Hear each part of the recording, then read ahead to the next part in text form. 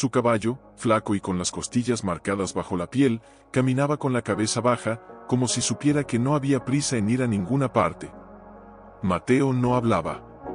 Hacía meses que no lo hacía con nadie. Solo murmuraba a veces, al anochecer, cuando el frío se metía en los huesos y los fantasmas del pasado se hacían más fuertes que el hambre. «Otra vez tú», susurró, mirando al horizonte sin verlo realmente. Su voz era áspera, como piedra raspada contra metal. No esperaba respuesta. Nunca la había. Llevaba una vieja chaqueta de cuero agrietado, un sombrero desteñido que ya no protegía del sol, y en el cinto, un revólver que no había disparado desde aquella noche. La noche en que su hermano menor, apenas un niño con ojos brillantes y risa fácil, había corrido tras su perro hacia el barranco. Mateo lo vio. Lo vio todo. Y no alcanzó a gritar. No alcanzó a correr. Solo quedó allí, paralizado, mientras el mundo se quebraba en dos. Desde entonces, huía.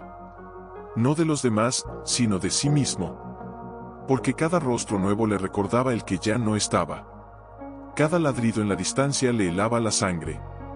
Y cada atardecer le preguntaba, ¿por qué tú sí y él no? No soy bueno para cuidar de nadie, dijo en voz baja, acariciando la crin de su caballo con una ternura que contrastaba con la dureza de sus manos. El animal resopló, como si entendiera. Buscaba trabajo. Cualquier cosa. Arreglar cercas, marcar ganado, cargar agua. Lo que fuera con tal de no pensar. Pero los pueblos eran cada vez más pequeños, más vacíos. La sequía había devorado los campos, y con ellos, la fe de la gente. Muchos se habían ido. Otros se habían quedado, pero con los ojos muertos. Mateo no culpaba a nadie. Él también estaba muerto por dentro. Solo que su cuerpo aún se movía. Al caer la tarde, divisó algo en la distancia, una chimenea torcida, techos derrumbados, el esqueleto de lo que alguna vez fue un taller. El herrero, pensó. Había oído hablar de él en un pueblo cercano. Un viejo solitario que forjaba herramientas con manos que parecían hechas de raíces. Pero un día, sin explicación, desapareció. Dejó todo. Incluso su yunque. Quizá haya algo útil allí, murmuró, espoleando suavemente al caballo. Al acercarse, el aire cambió. Ya no era solo polvo y sequía. Había algo más. Un olor a hierro oxidado, a madera quemada, y a miedo.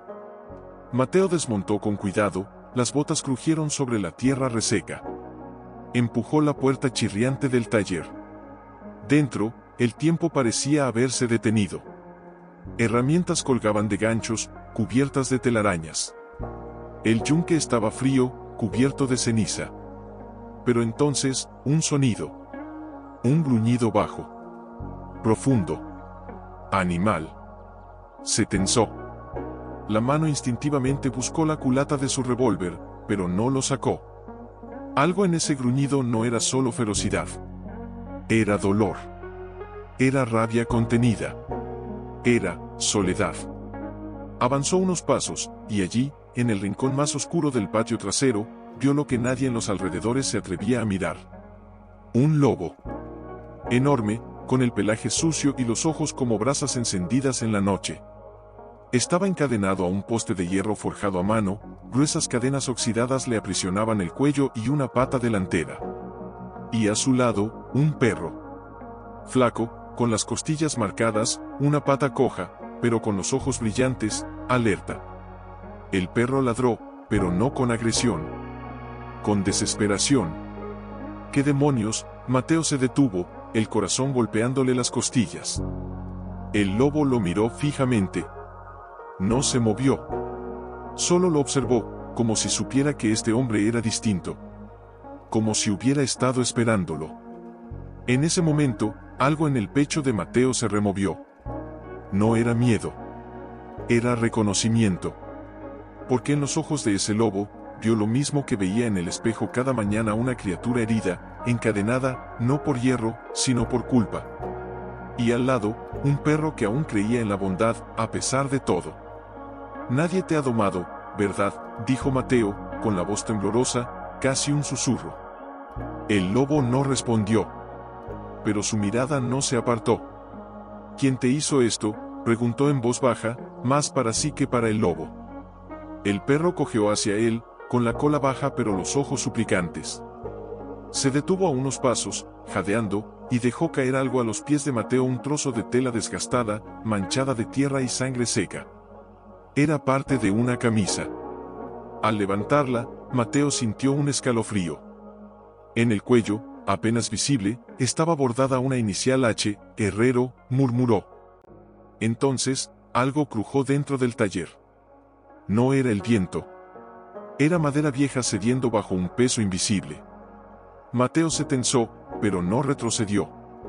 Con el corazón latiendo como tambor de guerra, dio un paso al interior.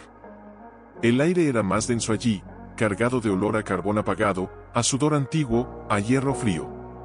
Sobre el yunque, como si lo hubieran dejado allí a propósito, había un martillo. No estaba oxidado como el resto. Alguien lo había usado recientemente.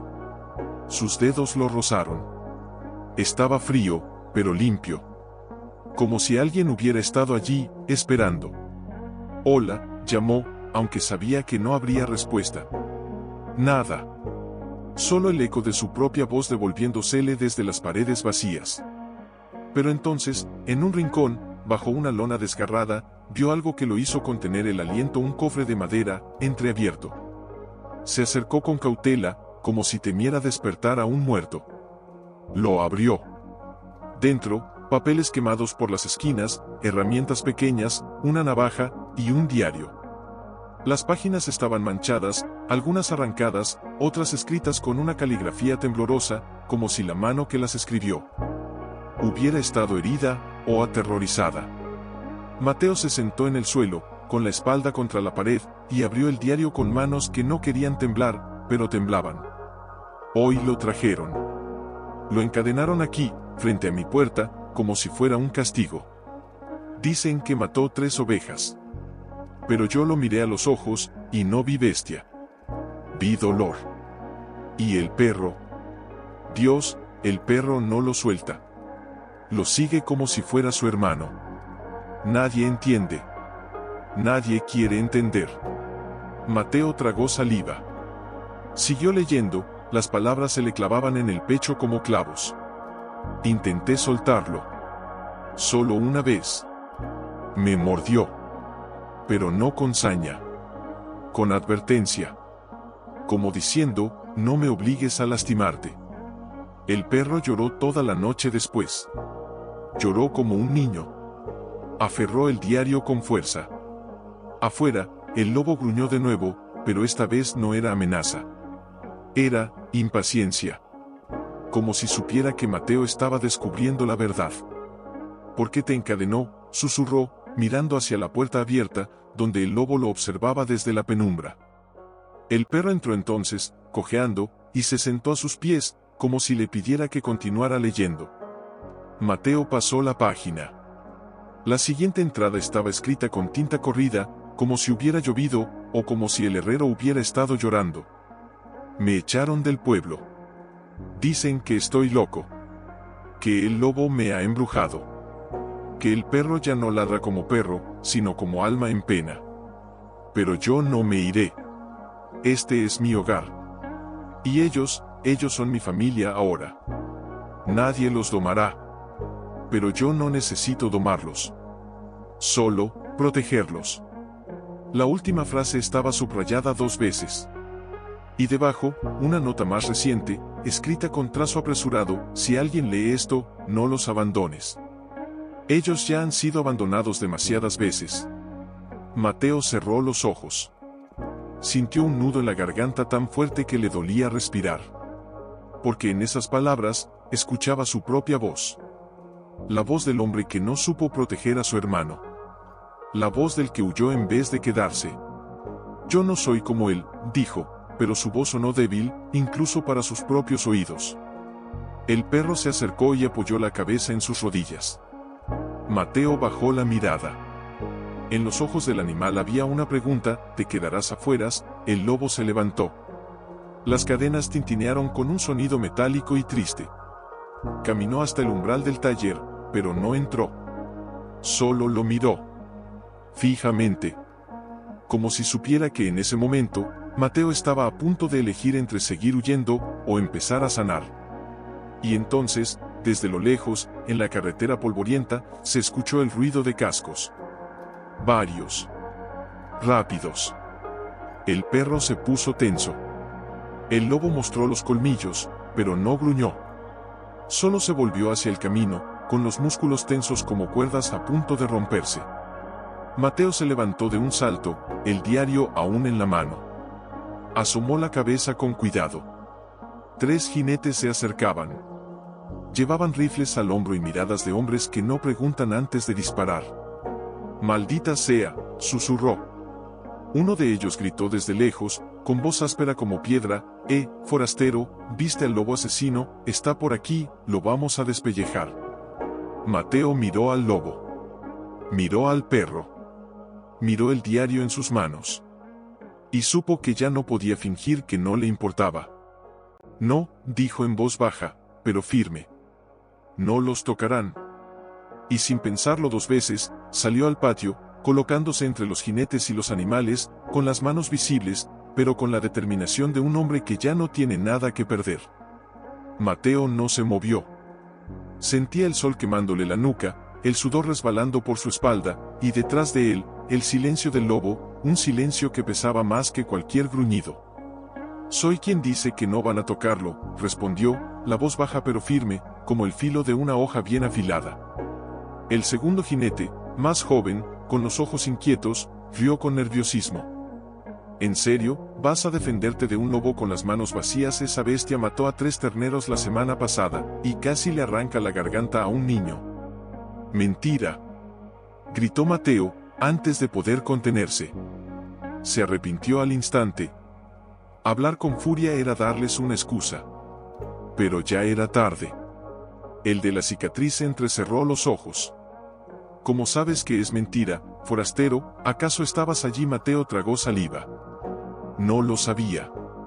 Pero algo en su pecho le decía que no era cierto. El lobo no tenía la mirada de un asesino. Tenía la mirada de alguien que había sido traicionado demasiadas veces. «No necesito haber estado allí», dijo, más calmado. «Solo necesito verlo. ¿Acaso un lobo encadenado puede matar terneros, o fue alguien más, y usó al lobo como chivo expiatorio?» El silencio que siguió fue más frío que la noche. El tercer jinete, un hombre mayor con barba canosa, miró al lobo con algo que no era odio, era miedo. Un miedo antiguo. «No es natural», murmuró. «Mira sus ojos. No son de animal. Son de algo más. Basta de tonterías». Estalló el de la cicatriz. «Hoy se acaba esto. O te apartas, o te enterramos junto con la bestia». Mateo sintió el peso de la decisión en cada hueso. Sabía que no podía ganar una pelea contra 3 hombres armados. Pero también sabía que si se movía, el lobo moriría. Y con él, algo dentro de sí mismo que acababa de despertar. «No me moveré», dijo. Fue entonces cuando el perro, que hasta ahora había permanecido pegado a la pata del lobo, salió corriendo hacia Mateo. No ladró. Solo se paró frente a él, temblando, y miró a los jinetes con una expresión tan humana que el joven jinete retrocedió un paso. «¿Ves eso?», susurró el viejo. «Hasta el perro está embrujado. Disparen», ordenó el de la cicatriz. Mateo cerró los ojos. Esperó el estallido de los disparos. Pero en lugar de eso, escuchó un aullido. Profundo. Largo. Desgarrador. El lobo se había levantado de golpe, arrastrando las cadenas con una fuerza que hizo crujir el poste de hierro. No atacó. Solo aulló al cielo, como si llamara a algo, o a alguien. Y entonces, desde las colinas, respondió otro aullido. Y otro. Y otro más. Los jinetes palidecieron. «Maldita sea», gritó el de la cicatriz. «Hay más. Vámonos», urgió el viejo, ya girando su caballo. «No vale la pena». En cuestión de segundos, los tres espolearon a sus monturas y desaparecieron en una nube de polvo, dejando atrás el silencio roto solo por la respiración agitada de Mateo. Se dejó caer de rodillas. El perro se acercó y lamió su mano, como agradeciendo. Mateo lo acarició, temblando aún. ¿Por qué lo hiciste?, le preguntó al lobo, mirándolo por primera vez sin miedo. El lobo no respondió. Solo lo observó, con esos ojos dorados que parecían contener siglos de soledad. Luego, lentamente, bajó la cabeza. No en sumisión. En reconocimiento. Mateo entendió. No era un lobo cualquiera. Era un guardián. Y el perro, era su lazo con el mundo humano. Juntos, habían sobrevivido al abandono, a la traición, al fuego y al hierro. Y ahora, por alguna razón que Mateo aún no comprendía del todo, lo habían elegido a él. No sé quién era el herrero, dijo, levantándose con esfuerzo. Pero voy a terminar lo que empezó. Se acercó al poste. Las cadenas estaban incrustadas en la tierra, oxidadas, pesadas. Pero no imposibles. Miró alrededor, entró de nuevo al taller y regresó con una palanca y una lima vieja. Esto va a doler, advirtió, arrodillándose junto al lobo. El animal no se movió. Ni siquiera cuando la lima raspó contra el metal cerca de su piel. Solo mantuvo los ojos fijos en Mateo, como si le dijera confío en ti. Las lágrimas quemaron los ojos de Mateo, pero no las dejó caer. No aquí. No ahora. Mateo masticaba un trozo de pan duro, sin hambre, solo por costumbre. El silencio era tan profundo que escuchaba el latido de su propio corazón. Y entonces, una voz. ¿Por qué no te fuiste con ellos?, se sobresaltó. No había nadie allí. Solo sombras. ¿Quién? Los jinetes, dijo la voz, más cerca ahora. Era ronca, cansada, pero no amenazante. Mateo se puso de pie de un salto, buscando el origen del sonido.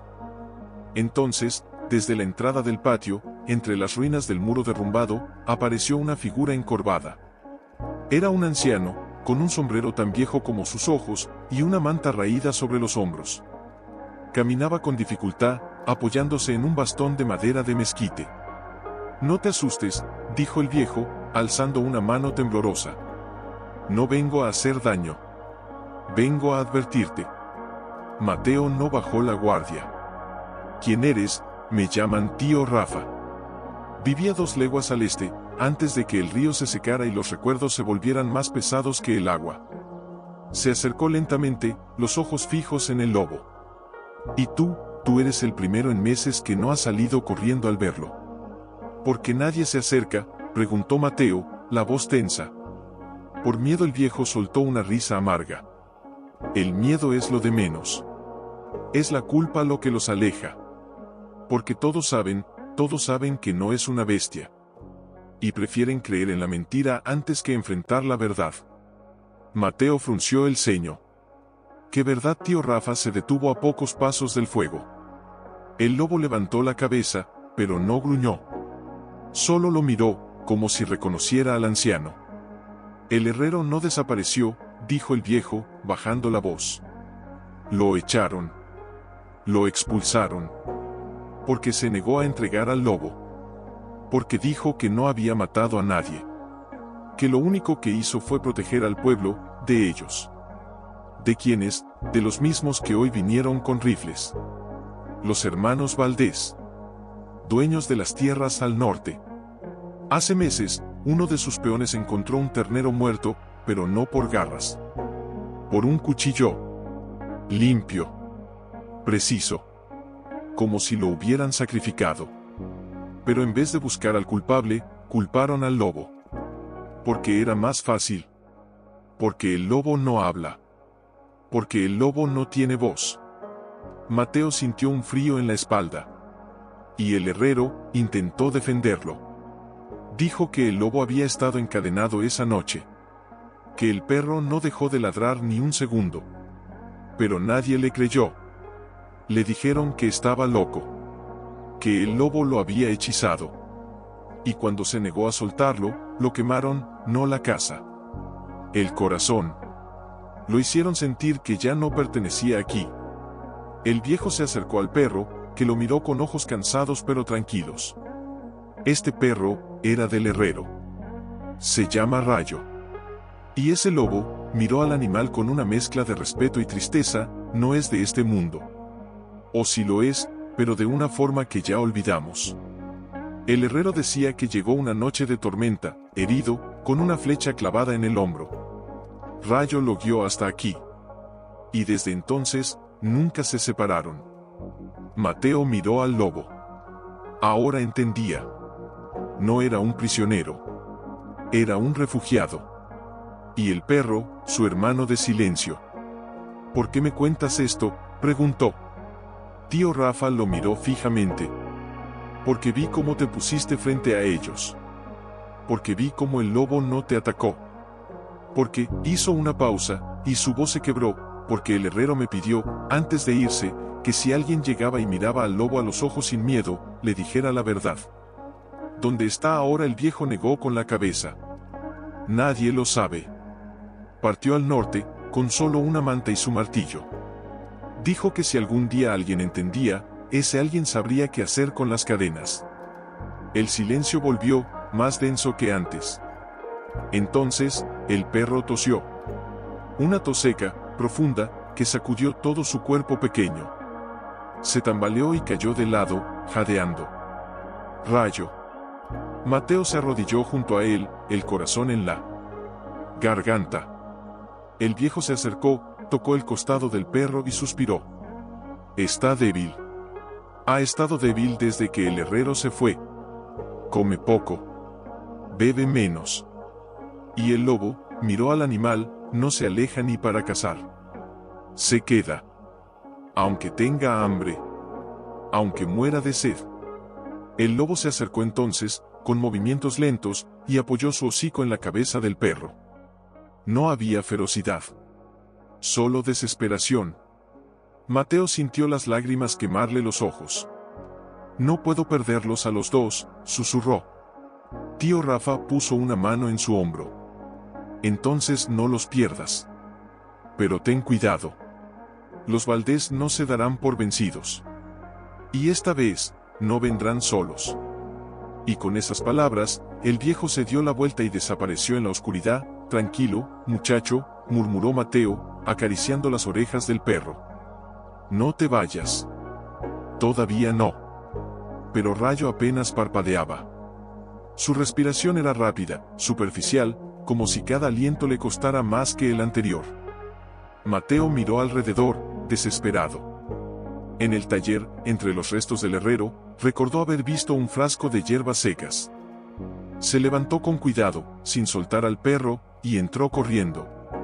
Revolvió cajones, apartó telas podridas, hasta que lo encontró un tarro de vidrio con una etiqueta descolorida que decía, hierba del pastor para la fiebre y el aliento cortado. Volvió al fuego, vertió agua de su cantimplora en una olla oxidada y echó un puñado de las hojas secas. Mientras servía, el lobo se sentó junto a Rayo, vigilante, como si supiera que el tiempo se les escapaba entre los dedos. ¿Por qué no te fuiste cuando pudiste?, le preguntó Mateo al lobo, sin mirarlo, mientras removía la infusión con un palo. Podrías haber huido esa noche. Nadie te habría seguido. El lobo no respondió, claro. Pero inclinó la cabeza, como si dijera, y dejarlo solo. Mateo entendió. No era lealtad. Era amor. El tipo de amor que no necesita palabras, que no se negocia, que se queda aunque el mundo se derrumbe. Cuando la infusión estuvo lista, la dejó enfriar un poco y, con una cuchara oxidada, intentó dársela a Rayo. El perro apenas abrió los ojos, pero lamió con debilidad el líquido amargo. Eso es, muchacho, susurró Mateo, con la voz quebrada. Aguanta. Por favor. El lobo se acostó entonces, pegado al cuerpo del perro, compartiendo su calor. Mateo se sentó entre ellos, con la espalda contra el poste oxidado, y miró al cielo. Las estrellas brillaban frías, indiferentes. Y en ese momento, sin querer, recordó. Tenía un perro, cuando era niño, dijo, más para sí que para los animales. Se llamaba Chispa. Era pequeño, terco como una mula, pero me seguía a todas partes. Un día, tragó saliva, la garganta cerrándosele. Un día, mi hermano lo llamó desde el barranco. Chispa corrió. Y mi hermano, también. El lobo levantó la cabeza, como si escuchara no solo las palabras, sino el dolor detrás de ellas. No pude hacer nada, continuó Mateo, las lágrimas rodando ahora sin vergüenza. Solo vi. Vi cómo caían. Y desde entonces, juré que nunca más me importaría lo suficiente como para perder a alguien. Pero ahora, con Rayo temblando en sus brazos y el lobo mirándolo con una comprensión que ningún humano le había dado, supo que había roto ese juramento. Me importa, susurró. Me importa demasiado. Rayo abrió los ojos por un instante. Lo miró. Y movió la cola, apenas un temblor, pero suficiente. En ese momento, algo cambió en el aire. El viento cesó. Los grillos callaron. Y desde el camino, un sonido metálico rompió el silencio, el crujido de ruedas pesadas sobre tierra seca. Mateo se puso rígido. No otra vez. El lobo se levantó de un salto, los pelos erizados, los colmillos al descubierto. Pero no miraba al camino. Miraba al cielo. Mateo siguió su mirada. Y entonces lo vio. Una antorcha. Luego otra. Y otra más. No eran 3 jinetes esta vez. Eran 12. Y entre ellos, un carro de madera con una jaula de hierro. Malditos hijos de, murmuró, apretando los puños. Uno de los hombres gritó desde la distancia, con voz de trueno, sal del escondite, forastero. Sabemos que estás ahí. Esta vez no te pedimos permiso. Mateo miró al perro. Miró al lobo. Y supo que no podía luchar. Pero tampoco podía rendirse. Escúchame, dijo al lobo, con urgencia. Si te digo que corras, correrás. El lobo lo miró fijamente. Luego, con suavidad, rozó su hocico contra la frente de Rayo. Y después, contra la mano de Mateo. Era su forma de decir no sin ellos. Los cascos se acercaban. Las voces se volvían más claras. Risas crueles. Promesas de sangre. Mateo tomó una decisión. Se levantó, dejó a Rayo envuelto en su chaqueta, y caminó hacia la entrada del patio, con las manos en alto, pero con los ojos ardiendo. Aquí estoy. Gritó. Pero si quieren al lobo, tendrán que pasar por encima de mí. Los hombres se detuvieron. El que iba al frente, más alto que los demás, con un sombrero negro y una cicatriz que le cruzaba la barbilla, descendió lentamente del caballo. Eres valiente, forastero, dijo, con una sonrisa fría. O muy tonto. Porque esta noche, no venimos solo por el lobo. Mateo frunció el ceño. Entonces porque el hombre echó un vistazo al taller, a las ruinas, y luego a Mateo, con una mirada que helaba la sangre. Porque el herrero no solo escondía al lobo. También escondía algo más. Y tú has estado tocando sus cosas. El corazón de Mateo se detuvo. ¿Qué cosa? El hombre sacó un papel arrugado del bolsillo. Lo desdobló. Era un dibujo. Un mapa. Y en el centro, el taller del herrero. Una mina, dijo. Una veta de plata que corre bajo esta tierra. Y el viejo loco la selló antes de irse. Nadie puede entrar, excepto quien conozca. El secreto. Mateo miró hacia atrás, al lobo, que ahora estaba junto a Rayo, protegiéndolo con su cuerpo. No sé de qué hablas. Mentiroso, escupió el hombre. Pero no importa. Porque esta noche, quemaremos este lugar hasta que el secreto salga humeando de las cenizas. Y con un gesto, 2 de sus hombres arrojaron antorchas al techo del taller. Las llamas prendieron al instante.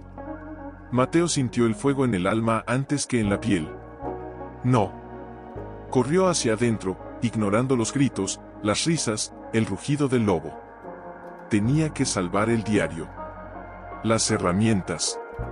La memoria del herrero. Pero sobre todo, tenía que salvar a Rayo. Porque esta vez, No permitiría que otro ser que amaba se le escapara entre las. Lo encontró envuelto en su chaqueta, aún inconsciente, pero con el pecho subiendo y bajando. Lo tomó en brazos, ignorando el dolor de sus propias quemaduras menores, y se arrastró hacia la puerta trasera. Pero antes de salir, vio el diario del herrero sobre el yunque, intacto, por ahora. «Maldita sea», murmuró, y dio media vuelta. Justo cuando sus dedos rozaban el cuero gastado, una viga del techo cayó con un estruendo ensordecedor, bloqueando el paso. El fuego rugía como una bestia hambrienta. «No», gritó, desesperado. Fue entonces cuando sintió un tirón en la camisa. Se volvió. El lobo estaba allí, los ojos brillando entre el humo, los dientes apretados en la tela de su espalda. No lo mordía. Lo arrastraba. Espera. ¿El diario? Pero el lobo no soltó. Con una fuerza que parecía sobrehumana, lo empujó hacia la salida, empujando también a Rayo con el hocico. Mateo entendió: no había tiempo. Nada valía más que sus vidas. Salió tambaleándose al patio, tosiendo, con Rayo en un brazo y al lobo pegado a su costado. Detrás de ellos, el taller se derrumbó con un gemido de madera y metal. Los jinetes reían. «Bien hecho, muchachos», gritó el de la cicatriz. «Ahora, agarren al lobo antes de que se esfume». Pero el lobo no huía. Se paró frente a Mateo, con Rayo a sus pies, y mostró los colmillos, el pelo erizado, el cuerpo tenso como un arco a punto de soltar la flecha. «¡Alto!», gritó Mateo, levantándose con dificultad. «Si se acercan, juro que no saldrán vivos de aquí». «Tú», rió el líder. «¿Con qué? Con ese perro moribundo y tus manos vacías, con esto», dijo Mateo, y sacó del cinto no su revólver, sino la navaja del herrero que había guardado en el cofre. Pequeña, oxidada, pero afilada. El silencio cayó por un instante. Los hombres se miraron, incómodos. Algo en la postura de Mateo ya no era la de un forastero cansado. Era la de un hombre que ya no tenía nada que perder, y todo por lo que luchar. Fue entonces cuando Rayo abrió los ojos. Débil, tembloroso, pero consciente. Miró a Mateo. Luego al lobo. Y con un esfuerzo que pareció arrancarle el alma, se puso de pie. «No, muchacho», susurró Mateo, con el corazón en la garganta. «Quédate quieto». Pero Rayo no obedeció. Cojeando, con la cabeza baja pero la mirada fija en los jinetes, se colocó al lado del lobo. Juntos.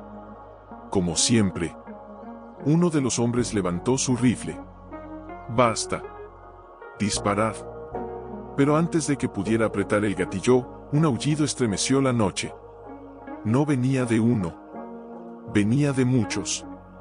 Desde las colinas, sombras grises emergieron. Lobos. Docenas. Silenciosos. Rápidos. Con los ojos brillando en la oscuridad como estrellas caídas. Los jinetes palidecieron. «Maldita sea. Es una trampa».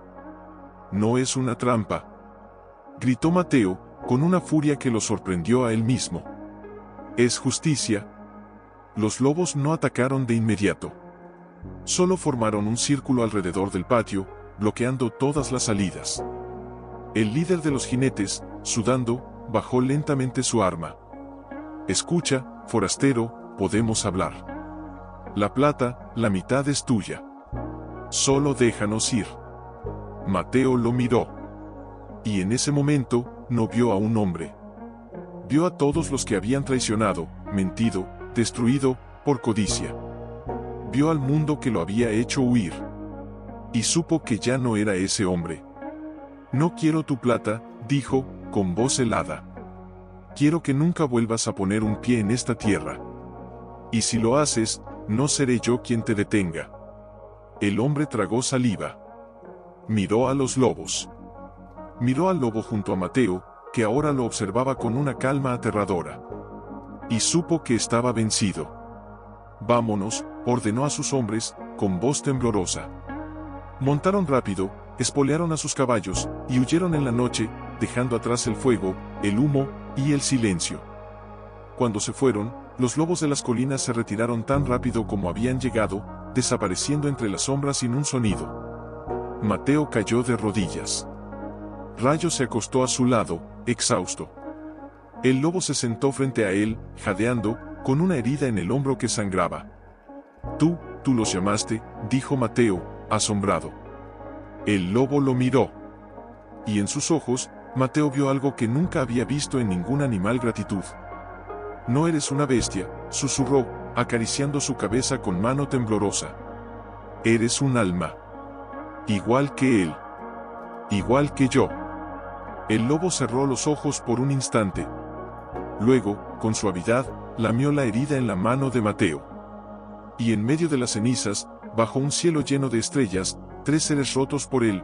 ¿Por qué selló la mina?, murmuró, mirando al lobo. Si era plata, ¿por qué no la usó? El lobo lo miró, luego caminó hasta el yunque caído, medio enterrado en escombros. Con la pata delantera, raspó la tierra con insistencia. ¿Qué haces?, preguntó Mateo, levantándose con cuidado para no molestar a Rayo, que dormía con la respiración más tranquila, aunque aún débil. Se acercó. El lobo se hizo a un lado, dejando al descubierto una losa de piedra plana, casi invisible entre la tierra. Quemada. Mateo la tocó. Estaba fría. Y tenía una marca, un símbolo grabado a cincel. Una luna creciente rodeando una pata de lobo. Esto no es del herrero, dijo, reconociendo el estilo. Era más antiguo. Más sagrado. Con las manos temblorosas, empujó la losa. Pesaba, pero cedió.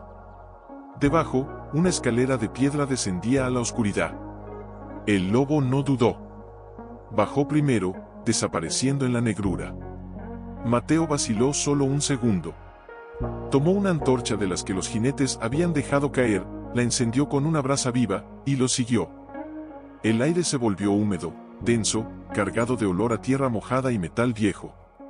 La escalera terminaba en una cueva amplia, iluminada débilmente por grietas en el techo por donde se colaba la luz de la luna. Y en el centro, no había lingotes de plata. Había agua. Un manantial cristalino brotaba del suelo, formando una pequeña laguna que brillaba como espejo bajo la luz lunar.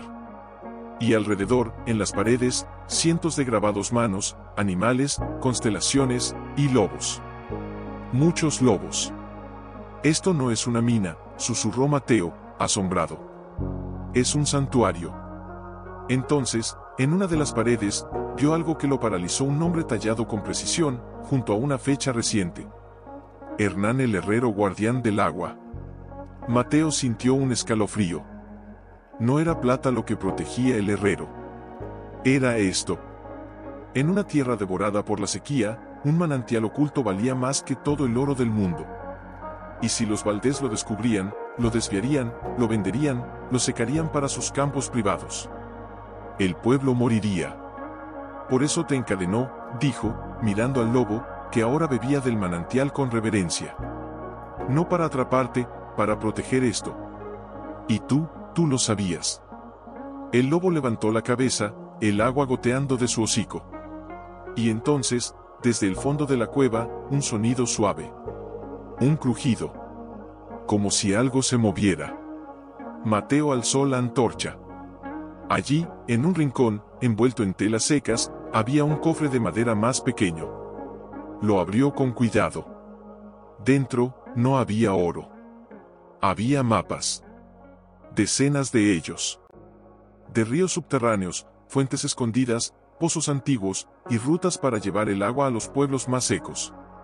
Y una carta, escrita con la misma caligrafía del diario: si lees esto, significa que ya no estoy. Pero el agua sigue. Y mientras haya alguien que la proteja, la tierra no morirá. El lobo no es mi prisionero. Es mi testigo. Y tú, quien quiera que seas, si has llegado hasta aquí, eres el nuevo guardián. Mateo se sentó en el suelo, con la carta temblando en sus manos. Las lágrimas volvieron, pero esta vez no eran de dolor. Eran de propósito. No vine a proteger a un lobo, dijo, con voz ronca. Vine a proteger la vida. El lobo se acercó y apoyó la cabeza en su hombro. No como un animal. como un hermano. Cuando regresaron al patio, el sol ya asomaba en el horizonte. Rayo los esperaba, de pie, con más fuerza en las patas. Al verlos, movió la cola. «Está mejor», dijo Mateo, sonriendo por primera vez en meses. Pero su alegría duró poco.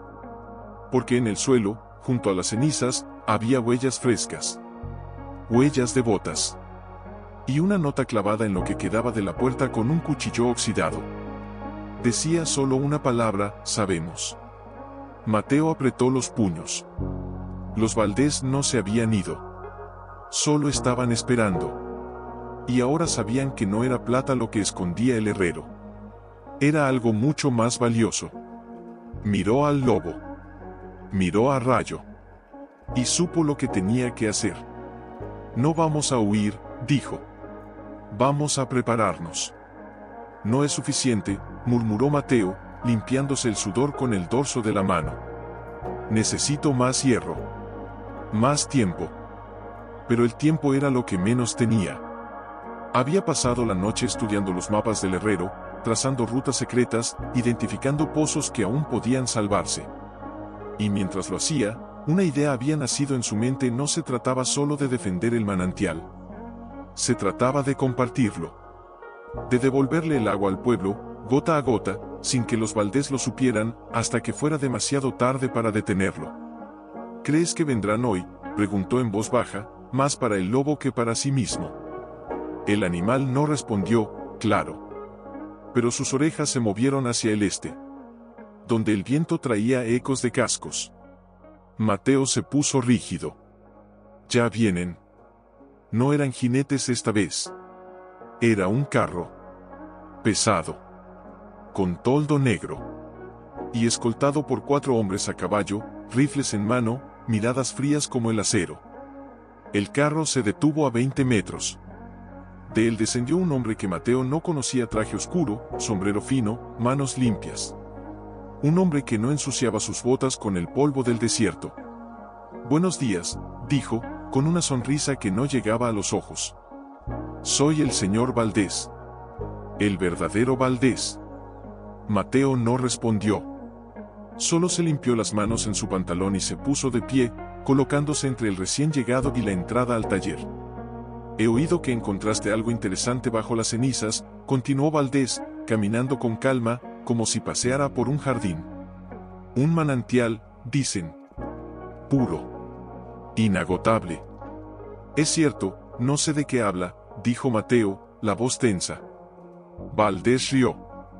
Una risa suave, educada y aterradora. «No me insultes con mentiras, muchacho. Tengo hombres en cada pueblo. Oídos en cada taberna. Y anoche, uno de mis peones vio cómo bajabas a esa cueva con una antorcha. Se detuvo, a pocos pasos. Podría quemarte vivo aquí mismo. O podríamos hacer un trato». Mateo apretó los puños. «No hay trato». «Oh, si lo hay», dijo Valdés, sacando un sobre de su chaqueta. «Aquí dentro está la escritura de estas tierras. Firmada, sellada, legal. El herrero ya no existe. Tú no eres nadie». Pero, su voz se volvió sedosa: «Si me entregas el acceso al manantial, te daré la mitad de lo que gane en los próximos 10 años. Serás rico. Respetado. Olvidarás este lugar y todos los fantasmas que lo habitan». Por un instante, Mateo dudó. La riqueza significaba huir. Significaba olvidar. Significaba no tener que mirar más al abismo. Pero entonces, Rayo ladró. Suave. Firme. Como diciendo: «No lo hagas». Y el lobo, desde la sombra, emitió un gruñido bajo, profundo, que hizo que los caballos de los escoltas retrocedieran. Mateo miró a Valdés a los ojos. «El herrero no selló el manantial por codicia», dijo. «Lo selló por respeto. Porque el agua no se vende. Se comparte. Y usted no sabe lo que es compartir». La sonrisa de Valdés desapareció. «Entonces morirás como él», dijo, fríamente. «Solo. Olvidado. Y cuando tus huesos se sequen bajo este sol, mis hombres abrirán esa cueva, y nadie recordará tu nombre. Dio media vuelta y subió al carro. Tienes hasta el anochecer, dijo antes de irse. Después, no quedará nada. Cuando el polvo se asentó, Mateo cayó de rodillas.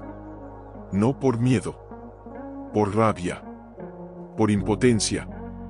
No puedo hacerlo solo, susurró.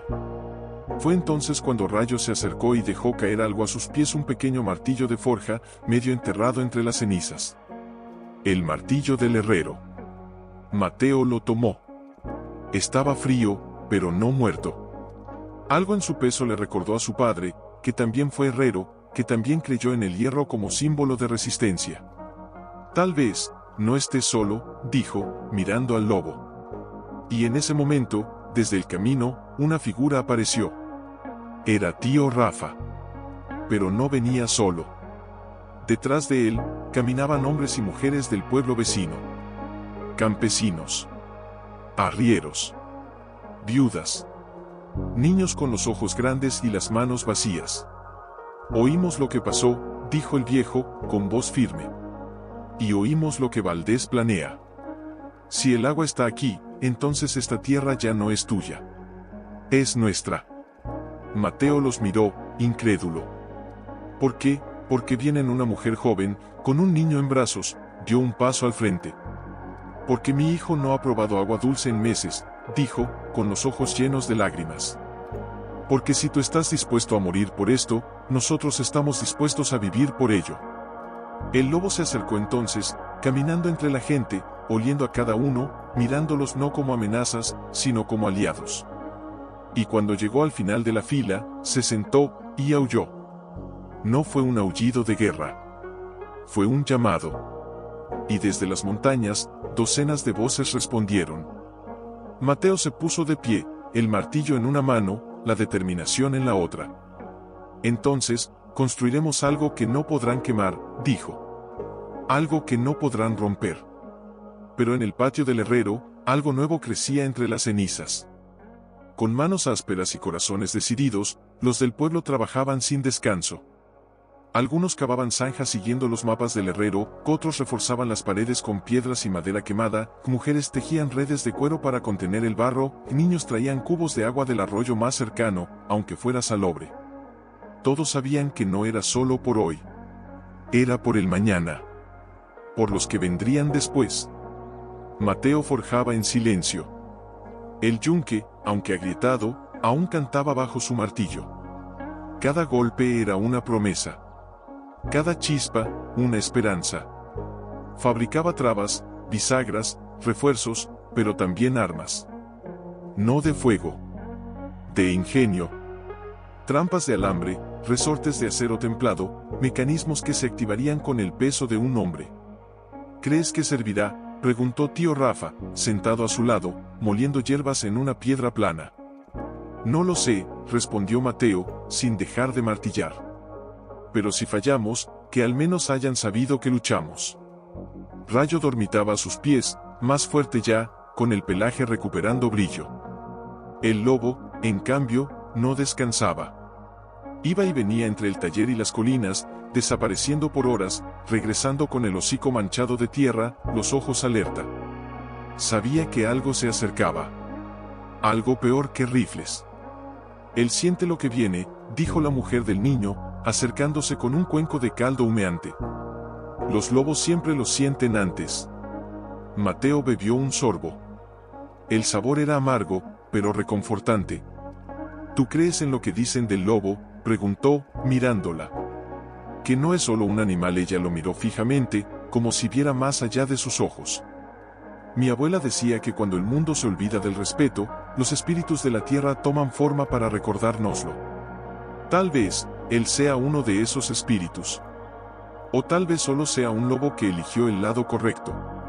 Mateo sonrió, por primera vez sin tristeza. Eso es suficiente. Al atardecer, el cielo se tiñó de naranja sangre. El viento cambió. Ya no traía polvo. Traía humo. Y gritos lejanos. «Viene», gritó un niño desde la colina. Mateo dejó el martillo.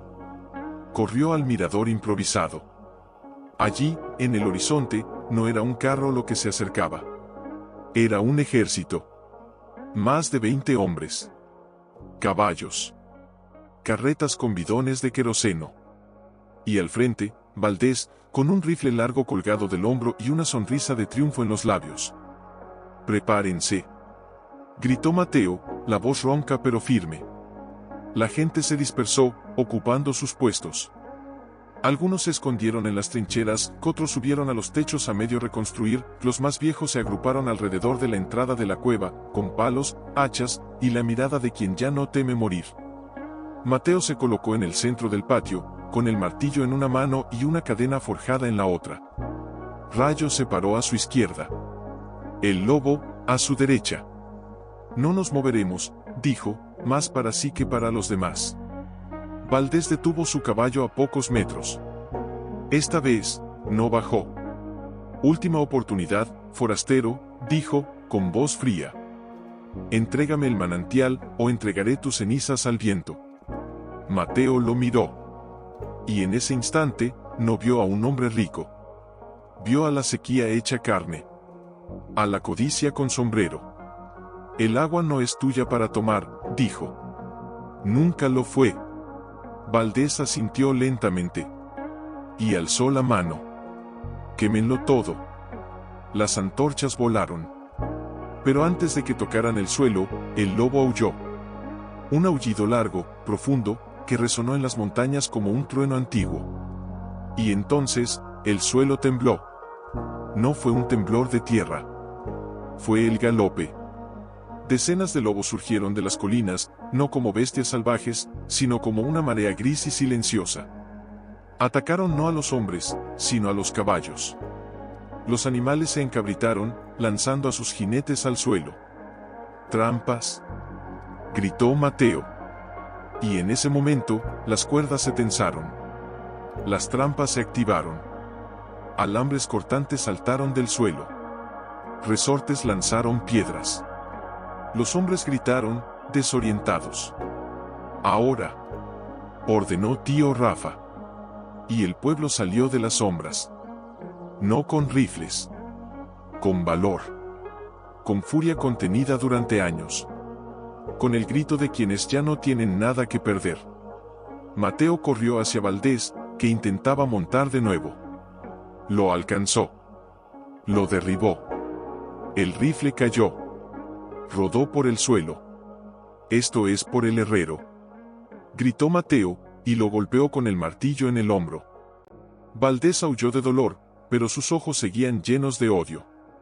«Nunca ganarás», escupió. «El mundo pertenece a los que tienen el poder». «No», dijo Mateo, sujetándolo del cuello. «El mundo pertenece a los que lo cuidan». Pero antes de que pudiera hacer más, un disparo retumbó. Mateo sintió un ardor en el costado. Cayó de rodillas. Valdés, con una pistola humeante en la mano, se levantó, sonriendo. «Te dije que morirías solo». Pero entonces, algo se abalanzó sobre él. El lobo. No mordió su cuello. No lo mató. Solo lo derribó, y con una pata sobre su pecho, lo miró, y aulló de nuevo.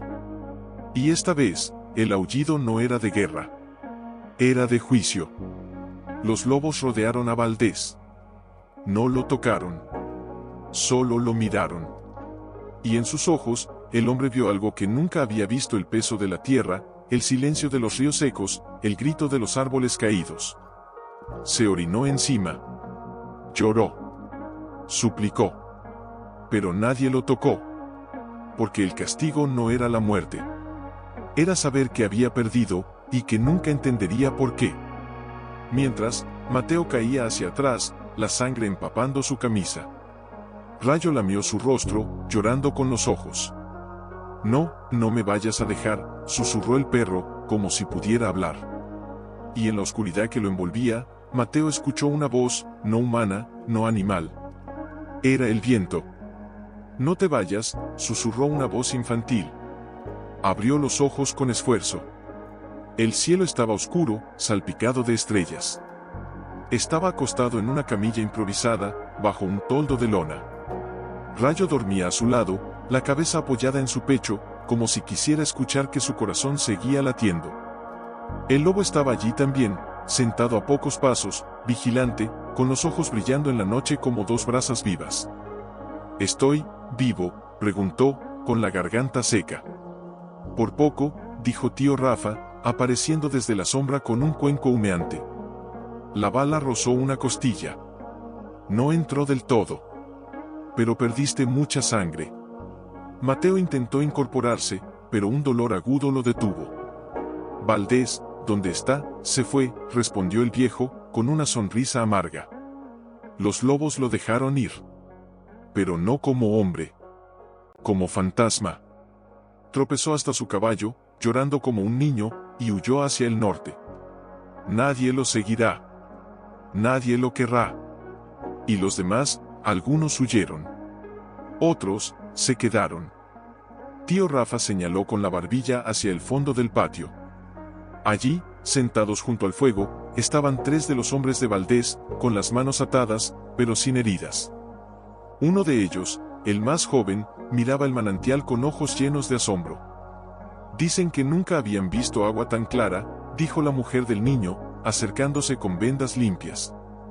Uno de ellos juró que su pueblo lleva 2 años sin lluvia. Que sus hijos beben barro. Mateo cerró los ojos. Incluso en medio del odio, había sed. Y la sed era más fuerte que el orgullo. «Déjalos beber», dijo. «Pero que entiendan, el agua no se toma. Se cuida». Ella asintió y se alejó. Fue entonces cuando el lobo se acercó. No con prisa. Con reverencia. Se sentó frente a Mateo y, con suavidad, apoyó su hocico en la herida del costado. No mordió. No lamió. Solo tocó. Y en ese instante, Mateo sintió algo extraño, un calor que no venía del fuego. Una energía que subía desde la tierra, a través del lobo, hasta su piel. Como si el mismo manantial le devolviera la vida. «¿Qué eres tú?», susurró. El lobo no respondió. Pero en sus ojos, Mateo vio reflejada la luna, y bajo ella, el rostro del herrero, sonriendo. Él sabía, dijo Mateo, con lágrimas en los ojos. Sabía que no era solo un lobo. Tío Rafa se sentó a su lado, en silencio, y le ofreció un sorbo de agua del manantial. Mateo bebió. Era fresca, dulce, casi sagrada. «Mañana», dijo el viejo, «abriremos el primer canal. Llevaremos el agua al pueblo más cercano. Ya no la esconderemos». Mateo miró al cielo. Las estrellas parecían más brillantes.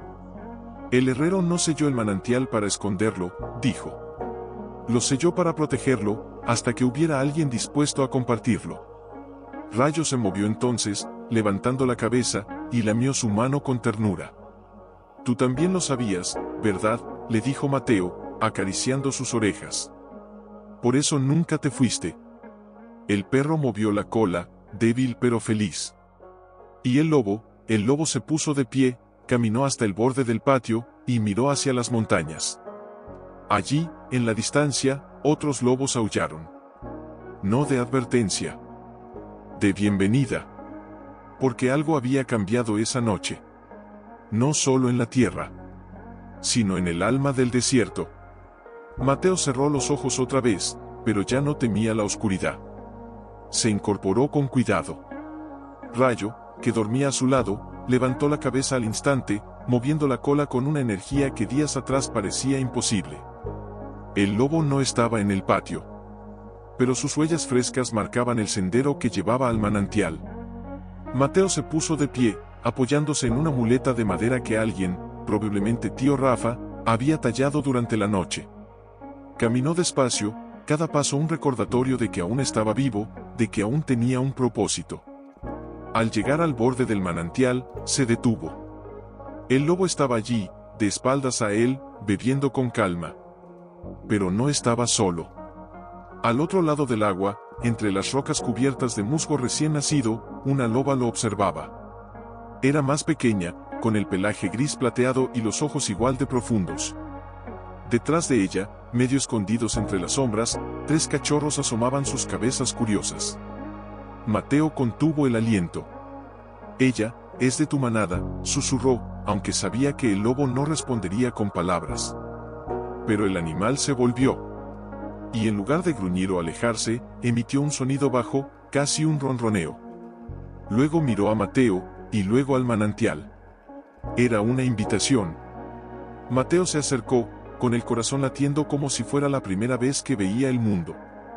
Se arrodilló junto al agua, y sin pensarlo, sumergió las manos. El líquido era frío, puro, casi luminoso. Bebió un sorbo. Y en ese instante, sintió que algo dentro de él se sellaba. No una herida. Una promesa. «El herrero no te encadenó para atraparte», dijo, mirando al lobo. «Te encadenó para que esperaras.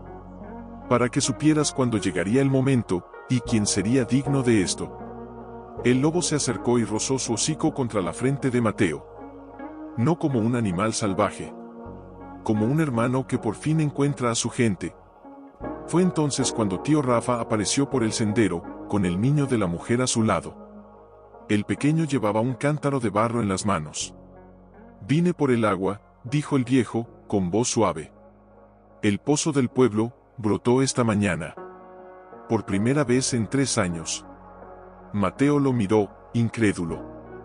«¿Cómo? Los mapas del herrero», respondió tío Rafa, sonriendo. «Cavamos donde decía. Y el agua subió sola. Como si supiera que era hora». El niño se acercó al manantial, con los ojos abiertos como platos. Miró al lobo, y en vez de temerlo, sonrió. «¿Es tu amigo?», preguntó a Mateo. «Más que un amigo», dijo él. «Es el guardián». El niño asintió, como si eso lo explicara todo. Llenó su cántaro con cuidado, y antes de irse, dejó caer una flor silvestre junto a la orilla.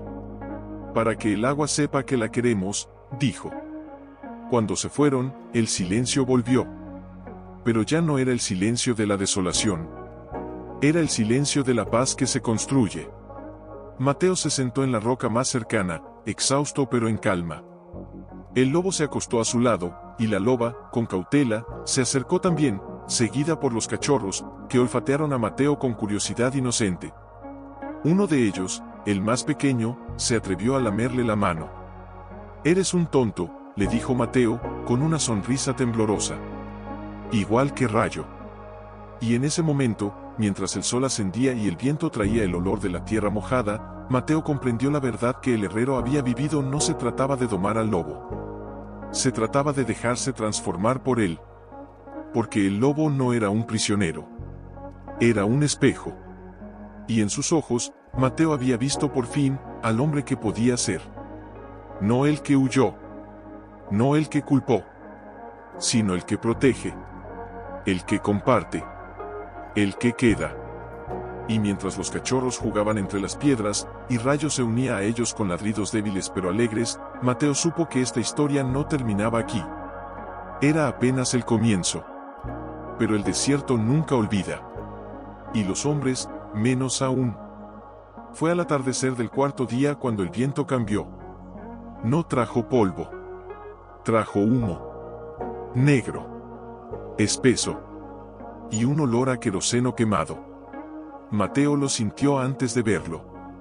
Un nudo en el estómago. Un escalofrío en la nuca.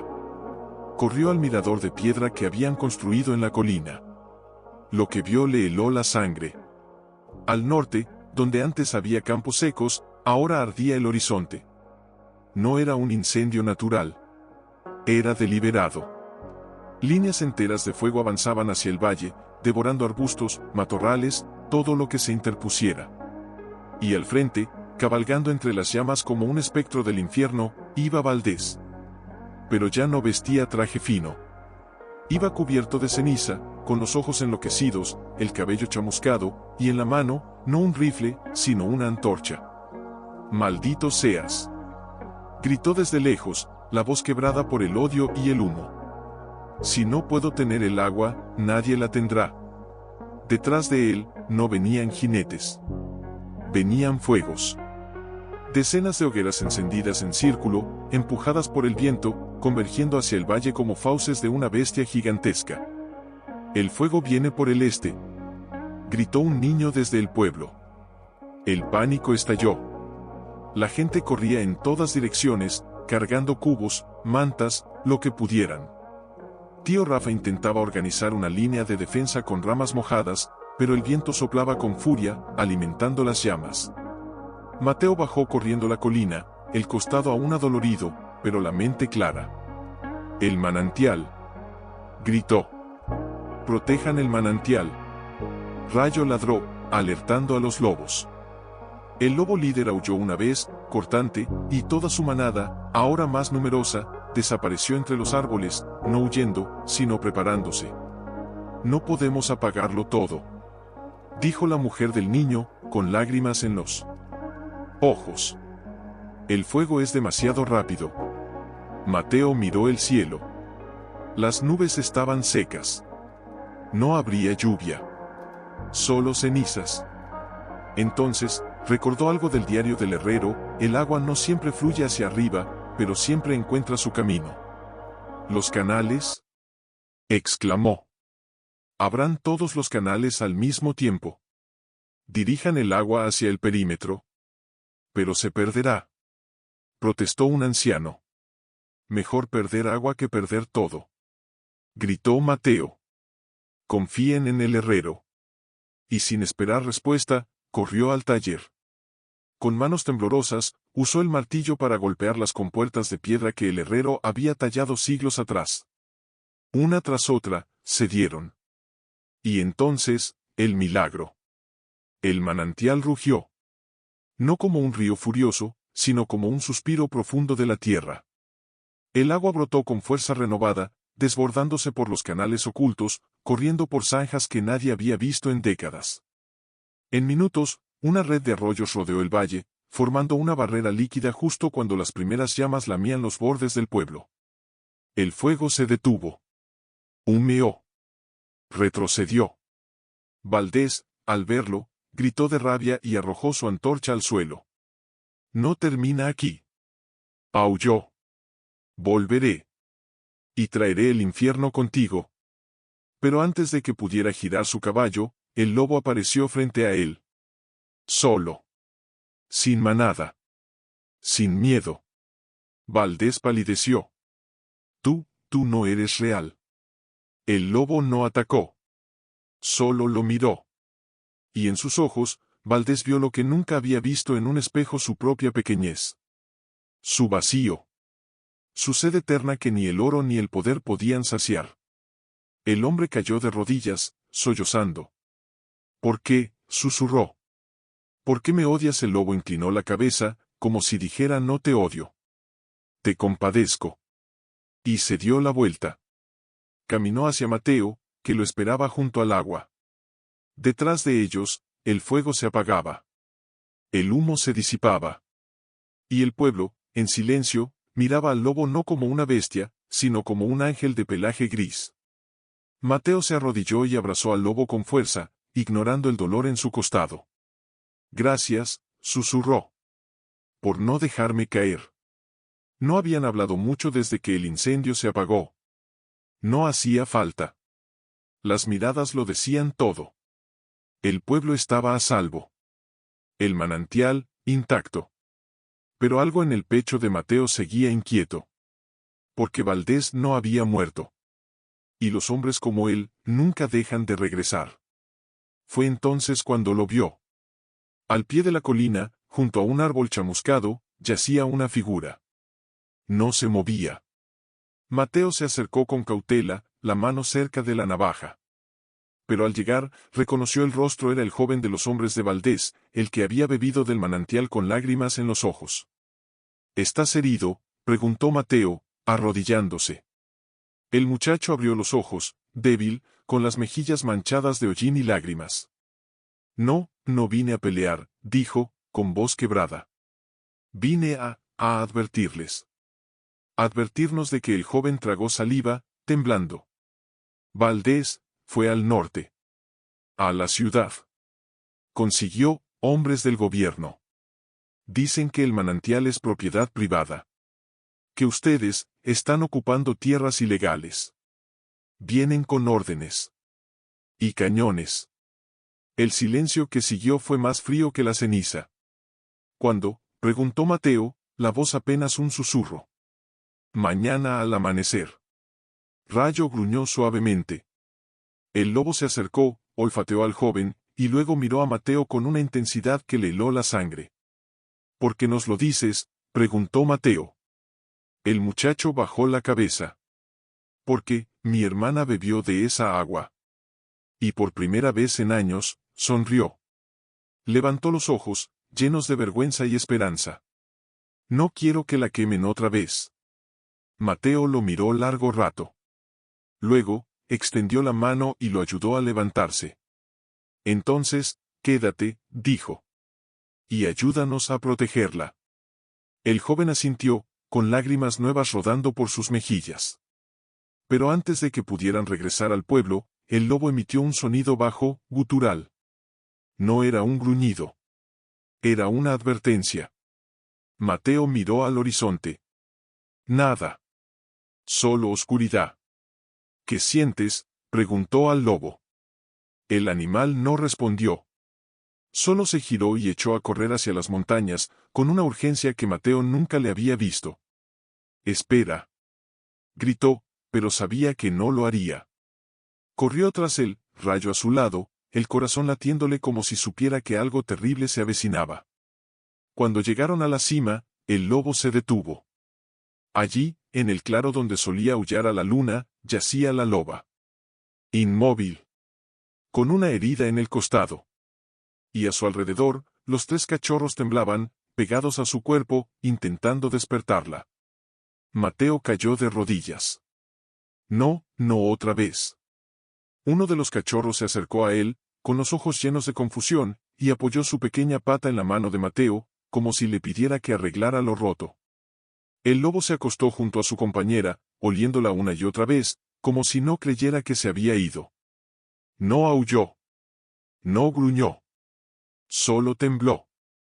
¿Quién hizo esto?, susurró Mateo, con la garganta cerrada. Entonces vio las huellas. Botas.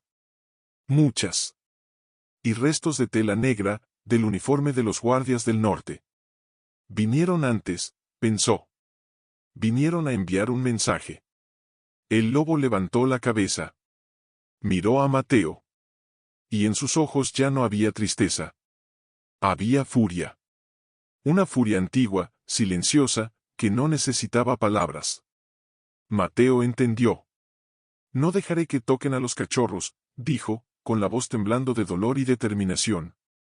Ni a ti. Ni a nadie. El lobo se puso de pie. Caminó hasta el borde del precipicio y miró al valle, donde las luces del pueblo parpadeaban como estrellas caídas. Luego, con suavidad, tomó a uno de los cachorros en la boca y lo llevó hacia Mateo. Era el más pequeño. El que había lamido su mano días atrás. ¿Qué haces?, preguntó Mateo, con los ojos llenos de lágrimas. El lobo lo miró fijamente. Y en ese instante, Mateo comprendió le estaba entregando su futuro. Cuida de él, parecía decir. Enséñale lo que el herrero me enseñó a mí. Mateo tomó al cachorro con manos temblorosas. El pequeño se acurrucó contra su pecho, buscando calor, protección, familia. Detrás de ellos, los otros 2 cachorros se pegaron al cuerpo de su madre, como si aún creyeran que despertaría. El viento sopló, frío y solitario. Y en la distancia, muy lejos, el primer gallo cantó. El amanecer se acercaba. Y con él, el lobo no se movió. Seguía junto al cuerpo de la loba, oliéndola una y otra vez, como si aún esperara un aliento, un latido, un milagro. Pero el silencio era absoluto. Por favor. Insistió Mateo, la voz quebrada. Si te quedas, ellos te matarán. Y a los cachorros también. El lobo levantó la cabeza. Lo miró. Y en sus ojos, Mateo vio algo que nunca había visto: duda. No por miedo a morir, sino por miedo a dejarla atrás. Fue Rayo quien rompió el hechizo. El perro subió la colina cojeando, se acercó a la loba, y con suavidad, apoyó su hocico en su frente. Luego, con un ladrido bajo, casi un gemido, se volvió hacia el lobo y lo miró fijamente. Era su forma de decir ya no está. Pero ellos sí. El lobo cerró los ojos. Una lágrima, sí, una lágrima, rodó por su mejilla cubierta de polvo. Luego, con un movimiento lento, doloroso, se levantó. Caminó hasta los otros dos cachorros, los tomó uno por uno con cuidado en la boca, y los depositó junto a Mateo. Vamos, dijo Mateo, abrazando a los tres pequeños contra su pecho. Bajaron la colina en silencio. Al llegar al pueblo, todos los esperaban. Tío Rafa, la mujer con su niño, el joven desertor, los ancianos, los niños, todos con herramientas, con mantas, con miradas firmes. ¿Qué hacemos?, preguntó tío Rafa, al ver los cachorros. Los protegemos, respondió Mateo. Como el herrero nos protegió a nosotros. Pero los soldados, dijo una mujer, temblando. Dicen que traen cañones. Que no negociarán. Mateo miró al lobo, que ahora se sentaba junto al manantial, vigilante, con los músculos tensos como cuerdas a punto de romperse. No necesitamos negociar, dijo. Necesitamos que entiendan. ¿Entender qué?, preguntó el joven desertor. Que esto no es una posesión. Es un juramento. Y los juramentos, no se queman. Se acercó al taller. Las cenizas aún humeaban. Entre los escombros, encontró lo que buscaba el yunque, agrietado pero entero. Y el martillo del herrero, aún tibio, como si alguien lo hubiera usado en sueños. Lo tomó. Pesaba más que antes. No era solo hierro. Era memoria. Era legado. Tío Rafa, dijo, lleva a todos al refugio bajo la cueva. Que los niños se queden con los cachorros. Nadie salga hasta que yo diga. ¿Y tú?, preguntó el viejo, con los ojos llenos de preocupación. Yo me quedaré aquí, respondió Mateo, mirando al lobo. Porque si alguien tiene que enfrentarlos, que sea quien ya no tiene miedo de perderlo todo. El lobo se acercó y rozó su hocico contra la herida en el costado de Mateo, como si le devolviera fuerza. Mateo estaba solo en el centro del patio, con el martillo del herrero en una mano y el cachorro más pequeño acurrucado en su chaqueta, dormido por el agotamiento. Rayo se sentaba a su izquierda, alerta pero tranquilo. Y el lobo estaba de pie junto al manantial, inmóvil como una estatua de sombra y fuego. ¡Alto!, gritó el oficial, deteniendo a su tropa a 20 metros. Por orden del gobierno federal, este manantial queda confiscado. Entreguen las tierras y evacúen de inmediato. Mateo no se movió. Solo alzó la vista, con los ojos cansados pero firmes. Esta tierra no se entrega, dijo, con voz clara, sin gritar, pero que resonó como un eco en el silencio del valle. Se hereda. Valdés rió, una risa seca, rota. Herencia, ¿de quién? Del viejo loco que desapareció, o del lobo que te ha embrujado, del que entendió que el agua no se posee, respondió Mateo. Se cuida. Y el que lo entiende, se queda. El oficial frunció el ceño. Última advertencia. Si no se rinden en 5 minutos, abriremos fuego.